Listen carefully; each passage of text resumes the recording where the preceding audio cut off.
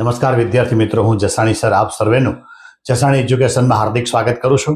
આજે આપણે most IMP MCQ કહેતા 50/50 જેની અંદર ધોરણ 12 સાયન્સ ફિઝિક્સ ચેપ્ટર બીજું એવા એમસીક્યુ આપણે સોલ્વ કરવા છે કે 10 થી 12 એમસીક્યુ સોલ્વ કરવાથી આખા ચેપ્ટરનો અંદાજ આવી જાય. આ ચેપ્ટરનું ખાલી ફોર્મેટિંગ જોઈએ તો કે શરૂઆતની અંદર ઉર્જા છે, ઉર્જાનું સૂત્ર લાગુ પડશે, સ્થિતિમાનના સૂત્ર લાગુ પડે, બરાબર. એના પછી ખાસ કરીને કેપેસિટન્સના સૂત્ર લાગુ પડશે. એટલે 3 પાર્ટની અંદર આખું ચેપ્ટર વહેંચાણું છે. હવે પહેલો એમસીક્યુ આપણે જોઈએ, એક સમાન વિદ્યુત ક્ષેત્રમાં 2 માઇક્રોકોલમ વિદ્યુત ભારની વિદ્યુત સ્થિતિ ઉર્જા કોઈ બિંદુ પાસે 3 × 10⁻5 જૂલ છે તો સ્થિતિમાન મારે શોધવાનું છે. મને એમસીક્યુ આપ્યા છે. ક્યુ એટલે 2 માઇક્રોકોલમ એટલે 2 × 10⁻6 ઉર્જા કહેતા આની ડબલ્યુ પણ કહી શકાય. ડબલ્યુ બરાબર 3 × 10⁻5 જૂલ. માટે V નું સૂત્ર હતું સ્થિતિમાનનું V બરાબર W/Q ઉર્જાના છેદમાં વિદ્યુત ભાર, બરાબર. માટે 3 × 10⁻5 ના છેદમાં 2 × 10⁻6 ભાગાકાર કરો તો 1.5 × 10⁻1 માટે 15 V આવી શકે. માટે આપણો જે ઓપ્શન છે એ પહેલો ઓપ્શન આવી શકે, બરાબર. આ સિવાય V માટેના સૂત્ર ક્યાં છે તો કે E બરાબર V/D, તો V બરાબર ED. આ સૂત્ર પણ કોઈ જગ્યાએ કામ લાગશે. બીજું સૂત્ર છે V બરાબર KQ/R. V બરાબર KQ/R. ઉર્જાનું જે સૂત્ર છે, ઉર્જાનું સૂત્ર V બરાબર KQ²/R. Q²/R. જો આના અવયવ તમે પાડો તો KQ/R, તો આને જોવો જોઈએ V કહી શકાય, બરાબર છે. માટે એમ કહેવાય કે આવું સૂત્ર આપણને મળી શકે. આ સૂત્ર ઉપરથી આપણે એમસીક્યુ ગણવાના થાય, એમાં ખાસ કરીને આ સૂત્ર પરથી આપણે વધારે સૂત્ર ગણવાના થાય ને આનો ઉપયોગ પણ થશે. બીજો જે એમસીક્યુ છે આવો છે, ક્યુ કુલમ અને 9Q કુલમ વિદ્યુત ભારો વચ્ચેનું અંતર કેટલું છે? 4 મીટર. જોડતી રેખા પર જે બિંદુએ વિદ્યુત ક્ષેત્રની તીવ્રતા સમાન હોય તે બિંદુએ મારે સ્થિતિમાન શોધવાનું. એટલે 2 એમસીક્યુ આની અંદર આવી ગયા. એક તો ક્યાં અંતરે વિદ્યુત ક્ષેત્રની તીવ્રતા સમાન થાય આવો, અને એના માટે વિદ્યુત સ્થિતિમાન શોધવાનું. ધારો કે આ Q અને 4Q બે વચ્ચેનું અંતર 4 મીટર, તો Q થી X જેટલા અંતરે વિદ્યુત ક્ષેત્રની તીવ્રતા 0 છે. અહીંથી આ P બિંદુ લાવ્યું, કેટલા અંતરે છે X, તો આ કેટલું થાય? 4 - X. આ બે નું પરિણામી ક્ષેત્ર કેવું થાય? 0. માટે E1 બરાબર E2. માટે KQ/X² = K9Q/4 - X². આ KQ ઉડી ગયા.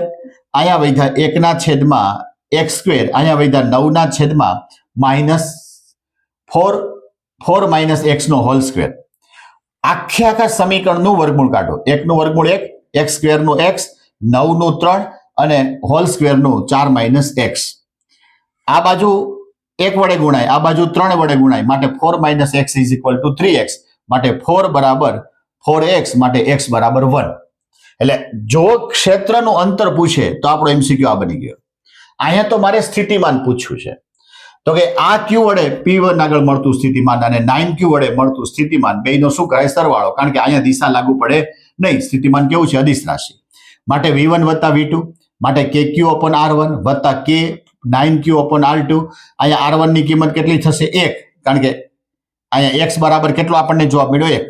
અહીંયા R2 એટલે 9Q થી આ P બિંદુનું અંતર 4 - X. 4 માંથી 1 બાદ થાય તો કેટલા વધ્યા? 3. આના છેદ ઉડી ગયા. આ 3 3Q/4 KQ, બરાબર. આ 3KQ વત્તા 4KQ માટે કેટલું? 1KQ માટે કેટલું થયું? 4KQ. માટે આન્સર આપણો પહેલો આવ્યો, બરાબર. એટલે આ એમસીક્યુ એટલા માટે લીધું છે કે એક સાથે 2 ઇક્વેશન, એક સાથે આપણને 2 સમીકરણો પરથી એક્ઝામ્પલ મળી શકે. ત્રીજું, M દળ અને E વિદ્યુત ભાર ધરાવતા એક ઇલેક્ટ્રોનને સ્થિર સ્થિતિમાંથી V જેટલા વિદ્યુત સ્થિતિમાનના તફાવત હેઠળ શૂન્ય અવકાશમાં પ્રવેગિત કરવામાં આવે તો તેની અંતિમ ઝડપ કેટલી હોય? હવે શૂન્ય અવકાશમાં પ્રવેગિત કરવામાં આવે એટલે આપણે ગતિ ઉર્જાનું સૂત્ર મળે 1/2 mv². હવે અત્યારે સિલેબસ આપણો પૂરો થઈ ગયો છે એટલે આપણને 11મા ચેપ્ટરમાંથી આ સૂત્ર મળે. જ્યારે બીજું ચેપ્ટર હાલતું હોય ત્યારે આ સૂત્ર આપણી પાસે ન હોય. કે ગતિ ઉર્જા એ ઈવી, વી એટલે વિદ્યુત સ્થિતિમાન, બરાબર છે. આ પણ ઉર્જાનું સૂત્ર છે, આ ગતિ ઉર્જાનું સૂત્ર છે, આ ઉર્જાનું સૂત્ર છે, બે કેવું હોય? સમાન. તો મારે અંતિમ ઝડપ એટલે વી જોઈ છે. વી જોતું હોય તો વી સ્ક્વેર બરાબર 2 ને આ બાજુ લઉં એટલે 2ev છેદમાં m. હવે ઘણી વખત અહીંયા ઇલેક્ટ્રોન માટે પૂછે તો અહીંયા ઇલેક્ટ્રોનનું દળ લખવું પડે, બરોબર. અહીંયા એની કિંમત તો હોય, વિદ્યુત સ્થિતિમાનની કિંમત આપી દે, અથવા તો વી એમને રાખવાનો. આ વર્ગ છે એનું વર્ગમૂળ કરો તો વર્ગમૂળની અંદર 2ev અપોન m એટલે આપણો અહીંયા પણ એ આન્સર આવી શકે. ક્લિયર? જોજી, કેપેસિટન્સને લગતા એમસીક્યુ છે. ચોથો એમસીક્યુ આપણે લીધો છે 8.85 માઇક્રોફેરેડે કેપેસિટન્સ ધરાવતા સમાંતર પ્લેટ કેપેસિટન્સની બે પ્લેટ વચ્ચેનું અંતર 1 mm છે તો દરેક પ્લેટનું ક્ષેત્રફળ કેટલું હશે? R બરાબર 1 mm એટલે 1 × 10⁻³ ઘાત, આને આપણે ડી કહીએ. કેપેસિટન્સ એને આપણે C0 કહી દીધું છે, અથવા તો C કયો. 8.85 માઇક્રોફેરેડ એટલે 8.85 × 10⁻6 ઘાત. મારી પાસે સમાંતર પ્લેટ માટેનું સૂત્ર છે C બરાબર અથવા તો C0 બરાબર ε0 A/d. ε0 A/d. મારે ક્ષેત્રફળ જોઈએ છે એટલે મેં એને કરતા બનાવ્યો તો સૂત્ર આવું બન્યું C0d/ε0. 8.85 × 10⁻6 ઘાત, d એટલે 1 × 10⁻³ છેદમાં ε0 એટલે 8.85 × 10⁻12. બધું બાદ કરતા છેદ ઉડાડતા 1 × 10⁻³ ઘાત એટલે આપણો પહેલો આન્સર સાચો છે. ઘણી વખત આમાં ડી પૂછે, આમાં ક્ષેત્રફળની જગ્યાએ શું પૂછશે? ડી પણ પૂછી શકે, એવા પણ એમસીક્યુ આવ્યા છે. તો સૂત્ર આવું થઈ જાય ડી બરાબર ε0a/C0. C0 બરાબર છે. તો એ રીતે જવાબ આવશે. પાંચમો એમસીક્યુ 4 × 10⁻7 ઘાત કુલમ વિદ્યુત ભારથી ખાલી જગ્યા અંતરે આવેલા બિંદુ પાસે વિદ્યુત સ્થિતિમાનનું મૂલ્ય 4 × 10⁴ ઘાત વોલ્ટેજ થશે. હવે મારી પાસે સિમ્પલ સૂત્ર છે V બરાબર KQ/R, R બરાબર KQ/V. 9 × 10⁹ 4 × 10⁻7 અને 4 × 10⁴ માટે આન્સર આપણને મળ્યો 9 × 10⁵ ઘાત મીટર અથવા 9 સેન્ટીમીટર. માટે આપણો આન્સર ત્રીજો સાચો પડે. આમાં પણ ઘણી વખત ક્યુ પૂછે, વી પૂછે, બરાબર. વી પૂછે તો સૂત્ર છે, ક્યુ પૂછે તો Q = VR/K આવું સૂત્ર લાગુ પડી શકે. છઠ્ઠો એમસીક્યુ જે આપણે લીધો છે એમાં 3 કેપેસિટર છે, 2 PF, 3 PF અને 4 PF. ત્રણે ત્રણને સમાંતર જોડ્યા છે. સમાંતર જોડ્યા હોય તો સમાંતર જોડાણ આવું થયું, બરાબર. દરેક પ્રવાહને વહેવા માટે માર્ગ કેવો જુદો જુદો. સમાંતર પ્લેટ જોડાણ હોય તો આવું સૂત્ર બને C' બરાબર C1 + C2 + C3 માટે 2 + 3 + 4 એટલે કેટલું થયું? 9 થયું. પણ ઘણી વખત તમને આનો આ ક્વેશ્ચન શ્રેણીના સ્વરૂપમાં પૂછે. શ્રેણીના સ્વરૂપમાં પૂછે તો 1/C' બરાબર C1 + C2 + 1/C3 માટે 1/2 + 1/3 + 1/4 માટે 1/9. બરાબર છે. આવું સૂત્ર પણ આપણને પૂછી શકે. અહીંયા જે આન્સર આવતો હોય તે કેલ્ક્યુલેશન કરી લેવાનું. પણ અહીંયા 1/C' એટલે આનો આપણે લસા લેવો પડે. લસા કેટલો આવશે? 12 આવી શકે. લસા કેટલો આવશે? 12. કદાચ અહીંથી નહીં દેખાય તમને, અહીંથી આ બોર્ડર, બરાબર. આને કેટલા વડે ગુણો? 6 વડે, વત્તા આને 4 વડે, વત્તા આને 3 વડે, એટલે 6 ને 4 10, 10 ને 3 13, 13/12 માટે C' બરાબર 12/3 માઇક્રોફેરેડે આવો આન્સર આવી શકે. જો શ્રેણી શબ્દ વાપર્યો હોય તો. અહીંયા સમાંતર શબ્દ વાપર્યો છે, સમાંતર શબ્દ વાપર્યો છે એટલે તમારો આન્સર C. શ્રેણી શબ્દ વાપર્યો હોત તો તમારો આન્સર A. એટલે આપણે એવા એમસીક્યુ પસંદ કરતા જઈએ કે ભાઈ તમે એક જ એમસીક્યુમાં બીજા ઘણા સૂત્ર આવી જાય. સાતમું, બે સમાંતર પ્લેટ વચ્ચે શૂન્ય અવકાશ ધરાવતા કેપેસિટરનું કેપેસિટન્સ 5 માઇક્રોફેરેડે છે. એમાં ડાઇલેક્ટ્રિક અચળાંક જો મૂકવામાં આવે અને એની કિંમત 1.5 હોય તો હવે નવું કેપેસિટન્સ કેટલું મળે? બરાબર. પહેલા બે સમાંતર પ્લેટ કેપેસિટરમાં શૂન્ય અવકાશ હશે. હવે એમાં કોઈ માધ્યમ મૂકો તમે, બરાબર, તો સૂત્રમાં કેપેસિટન્સ K ગણું થઈ જાય. કે ગણું થઈ જાય. માટે C બરાબર K C0 1.5 ગુણ્યા 5 ઇઝ ઇક્વલ ટુ 7.5 માઇક્રોફેરેડે. હવે ઘણી વખત અહીંયા ઊંધું પૂછે કે પહેલા માધ્યમ હોય અને પછી માધ્યમ લઈ લેવામાં આવે, એટલે કે બે પ્લેટ વચ્ચે શૂન્યાવકાશ હવા કહેવામાં આવે, તો શું સૂત્ર થાય? તો કે C0 બરાબર C બાય K. તો K માં ભાગનું થઈ જાય. કેટલું થઈ જાય? K માં ભાગનું થઈ જાય. તો C કેટલો આવ્યો? 7.5 ભાગ્યા 1.5. માટે જવાબ કેટલો આવી જાય? 5 આવી જાય. તો બરોબર. એટલે આ રીતે આ MCQ માં પણ આ રીતે પૂછે કે માધ્યમમાંથી શૂન્યાવકાશમાં જો જવાય તો K માં ભાગનું, શૂન્યાવકાશ અથવા તો હવા હોય ને એમાં જો કોઈ માધ્યમ તમે દાખલ કરો તો K ગણું કેપેસિટન્સ થઈ જાય છે. જોજે 8મો MCQ. આ MCQ માં પણ ઘણા બધા આપણને રીત જોવા મળશે. આકૃતિમાં દર્શાવ્યા મુજબ 4 કેપેસિટર, જેમાં C1 એટલે 1 માઇક્રોફેરેડે, C2 એટલે 2 માઇક્રોફેરેડે, C3 એટલે 3 માઇક્રોફેરેડે અને C4 એટલે 4 માઇક્રોફેરેડે. એમાં C2 અને C4 ના વિદ્યુત ભારનો ગુણોત્તર શોધવાનો છે. હવે આપણને સમતુલ્ય કેપેસિટન્સ હોય આમાં ખ્યાલ આવી જાય. દરેક વિદ્યુત ભારનો દરેક કેપેસિટર પરનો સ્વતંત્ર વિદ્યુત ભારનો ખ્યાલ આવી જાય. બરોબર. અને સમતુલ્ય કેપેસિટન્સ શોધવાનું થાય તો પણ ખ્યાલ આવી જાય. અહીંયા જોવો જી પહેલા આ જે કિંમત છે C1 C2 C3 એ શ્રેણી જોડાણમાં છે. હવે શ્રેણી જોડાણમાં હોય તો 1/C' is equal to 1/C1 C2 1/C3. બરોબર. 1/1 1/2 1/3. માટે લસા કેટલો થયો? 3 6. માટે 1 ને 6 વડે ગુણો, 2 ને 3 વડે ગુણો, 3 ને 2 વડે ગુણો એટલે 11/6. તો C' ઇઝ ઇક્વલ ટુ 6/11 6/11 માઇક્રોફેરેડે. આ જે આન્સર આવ્યો એ તમારો C' આવ્યો. હવે C' અને C4 એ ખરેખર સમાંતરમાં છે. સમાંતરમાં હોય તો સરવાળો થાય. તો સમતુલ્ય કેપેસિટન્સ જો શોધવાનું થાય તો તમને C is equal to C' વત્તા C4. C' કેટલા છે? 6/11 વત્તા 4 એટલે 11 ચોક 44 વત્તા 6 એટલે 50/11 માઇક્રોફેરેડે થાય. અત્યારે આમાં પૂછ્યું નથી પણ આ તો જોઈએ. સમતુલ્ય કેપેસિટન્સ આવું થાય. હવે મારે અહીંયા C2 પરનો વિદ્યુત ભાર શોધવો છે.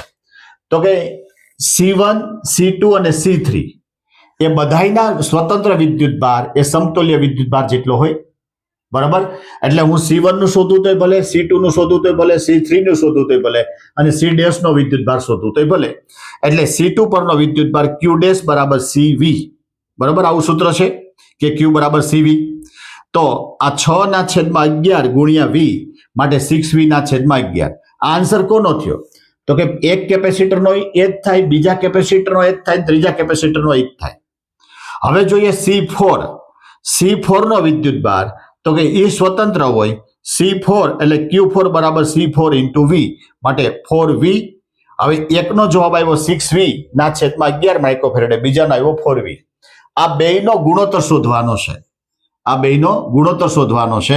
માટે 6V માઇક્રોકુલમ છેદમાં 11 ગુણ્યા 4V માઇક્રોકુલમ માટે 6/44 માટે 3/22 માટે તમારો આન્સર B થયો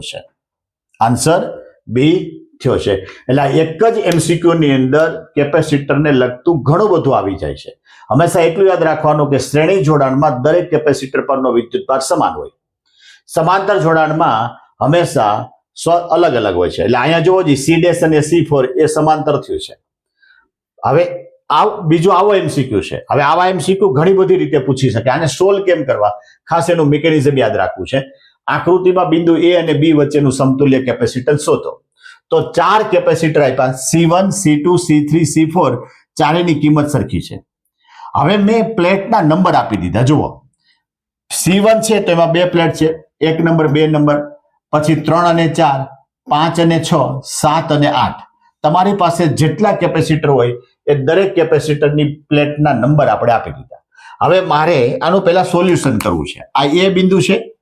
એ બિંદુ આગળ જોવો જોઈએ બે રસ્તા થયા. એક તરફ ગયો ને એક 5 તરફ ગયો. અહીંયા A માંથી એક તરફ ગયો ને એક 5 તરફ ગયો. 5 ની સામેની બાજુ 6 અને 1 ની સામેની બાજુ 2. 1 ની સામેની બાજુ 2. હવે 5 ની જે સામેની બાજુ છે એ 6 છે, તો કે 6 અને 4 ને લેવા દેવા છે. તો જોવો જે અહીંયા 6 અને 4 ને લેવા દેવા છે. આ 4 માંથી પાછો b માં ગયો, તો અહીં 4 માંથી પાછો b માં ગયો. બરાબર. હવે 4 ની સામે કોણ છે? 3. 4 ની સામે કોણ છે? 3. અને અહીંયા જે 4 ની સામે છે એ કોણ છે? 8 છે. જોવો જે 8 છે. આ 4 ની સામે કોણ છે? 8. તો અહીંયા 2 માંથી જોવો જે 2 ભાગ પડ્યા. આ 2 માંથી 2 ભાગ પડ્યા. એક ત્યાં ગયું 3 તરફ અને એક ત્યાં ગયું 7 તરફ. એક આ 3 તરફ અને એક 7 તરફ. આવું ક્યાંક બન્યું? તો હવે આ જે વિભાગ છે એ મારી દ્રષ્ટિએ સમાંતર થયો છે. કેવો થયો છે? સમાંતર થયો છે. માટે એનો જે આન્સર આવે એ સી ડેશ બરાબર આ 4 અને 3 એટલે C3, આ C4, આ 1 અને 2 એટલે C1, 5 અને 6 એટલે C2. બરાબર. તો C3 પ્લસ C4 માટે 3 વત્તા 3 આ કેટલું થયું? 6 માઇક્રોફેરેડે થયું. કેટલું થયું? 6 માઇક્રોફેરેડે થયું. એનો જે આન્સર C1 સાથે છે, આનો જે આન્સર આ C1 સાથે છે એ શ્રેણી જોડાણ થયું. શું થયું છે? શ્રેણી જોડાણ. એટલે 1/C ડબલ ડેશ બરાબર 1/C ડેશ વત્તા 1/C1. માટે 1/6 1/3 માટે 2 વત્તા 1 6 માટે 3/6 માટે 1/3 માટે એમ કહેવાય કે C ડબલ ડેશ બરાબર 3. હવે આપણને આ જે આન્સર આવ્યો ટોટલ આ બધાનો ભેગો કરીને આન્સર આવ્યો એ તમારો થયો C ડબલ ડેશ. હવે C ડબલ ડેશ અને C2 એ બે સમાંતરમાં થયા. જુઓ જી, તો સમાંતરમાં થાય તો C ડબલ ડેશ વત્તા C2 ડબલ ડેશ કેટલા છે? 3 વત્તા 3 માટે કેટલું થયું? 6 માઇક્રોફેરેડે થયું. કેટલું થયું? 6 માઇક્રોફેરેડે થયું છે. એટલે તમારો MCQ માં આન્સર કયો થાય? 6 માઇક્રોફેરેડે. એટલે કેપેસિટરની ગમે એવી સિરીઝ આપી હોય એને તમે જો નંબરિંગ આપીને સોલ્વ કરશો તો મારી દ્રષ્ટિએ કોઈ ભૂલ પડશે નહીં.